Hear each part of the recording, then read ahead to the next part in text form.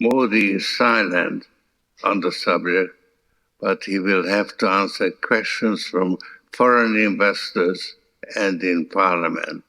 George Soros और कांग्रेस के नेतृत्व के बीच में क्या रिश्ता है और देश विरोधी ताकतों के साथ आपका क्या संबंध है, इसके बारे में भी आप यहाँ सदन में माफी मांगना चाहिए। जॉर्ज सोरोस ये एक ऐसा नाम है जो गाहे बगाहे भारत की राजनीतिक बयानबाजी में सामने आ ही जाता है।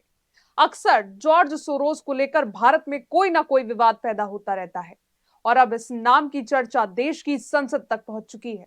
भारत में इस नाम के पीछे जो शख्स है उसकी पहचान के कई पहलू हैं।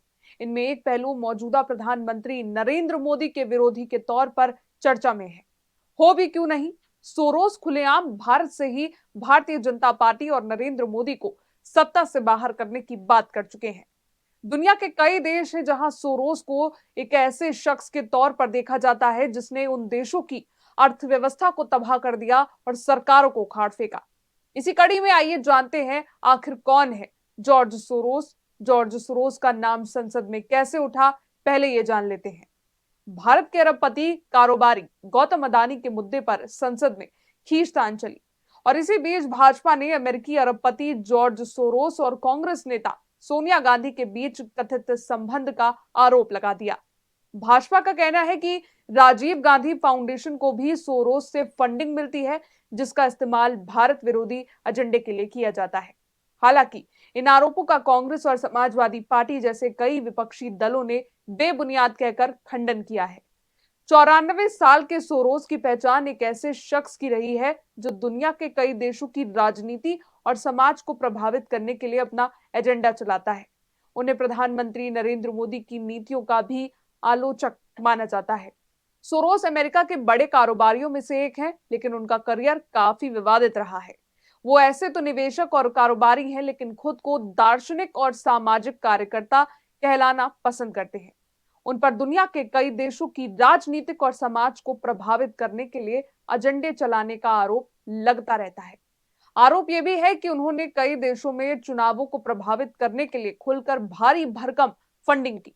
यूरोप और अरब के कई देशों में सोरोस की संस्थाओं पर भारी जुर्माना लगाकर पाबंदी लगाई गई है। ब्रिटेन में उन्हें एक ऐसे व्यक्ति की तरह जाना जाता है जिसने साल 1992 में शॉर्ट सेलिंग से बैंक ऑफ इंग्लैंड को बर्बादी की हद तक हिला दिया था। सोरोस का जन्म साल 1930 में हंगरी में एक यहूदी परिवार में हुआ था। हिटलर के नाजी जर्मनी में जब यहूदियों को मारा जा रहा था तो वो किसी तरह सुरक्षित बच गए। साल 1947 में वो अपने परिवार के साथ लंदन आ गए। परिवार का पालन पोषण करने के लिए उन्होंने कुली और वेटर के तौर पर काम किया। इसी से पैसा जुटाकर उन्होंने लंदन स्कूल ऑफ इकोनॉमिक्स में पढ़ाई की। साल 1956 में वो लंदन से अमेरिका चले गए और वहां फाइनेंस और इन्वेस्टमेंट सेक्टर में काम किया। साल 1973 में उन्होंने सोरोस फंड मैनेजमेंट के नाम से कंपनी बनाई। इसके बाद उन्होंने अमेरिकी शेयर मार्केट में पैसा इन्वेस्ट करना शुरू कर दिया और अगले 6 साल में करोड़पति बन गए। मीडिया रिपोर्ट्स के मुताबिक उनकी नेटवर्थ 8.5 अरब डॉलर है। सोरोस लगातार कई गंभीर आरोपों से भी घिरे रहे हैं। जॉर्ज सोरोस पर कई गंभीर आरोप। 1992 में बैंक ऑफ इंग्लैंड को तबाह करने का आरोप फॉक्स न्यूज को बर्बाद करने के लिए लगाए थे।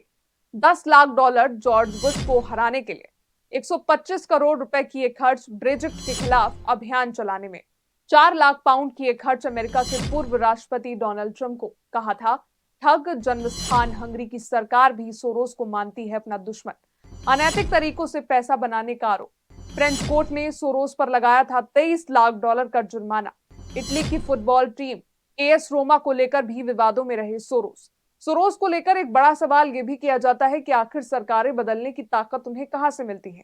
दरअसल सोरोस का ओपन सोसाइटी फाउंडेशन दुनिया भर के 120 से ज्यादा देशों में एक्टिव है। सोरोस इस फाउंडेशन और इससे जुड़े संस्थानों का रणनीतिक तरीके से इस्तेमाल करते हैं। सोरोस की सबसे बड़ी ताकत अमेरिका की डेमोक्रेटिक पार्टी है।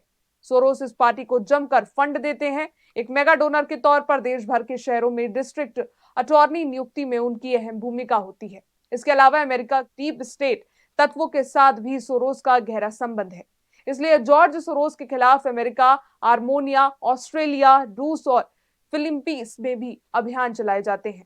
तुर्की के राष्ट्रपति तैयब अर्दोआन तक ने कहा था कि सोरोस उस यहूदी साजिश के केंद्र में है जो तुर्की को आपस में बांटकर बर्बाद करना चाहते हैं।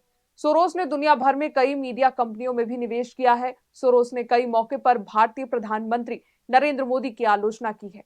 उन्होंने मोदी सरकार पर तानाशाही व्यवस्था चलाने का आरोप लगाया था। सोरोस जम्मू कश्मीर से आर्टिकल 370 हटाने और सीएए का कड़ा विरोध जता चुके हैं। यही वजह है कि भारत की सियासत में सोरोस हमेशा चर्चा का विषय बने रहे हैं। डेस्क रिपोर्ट, आज की खबर।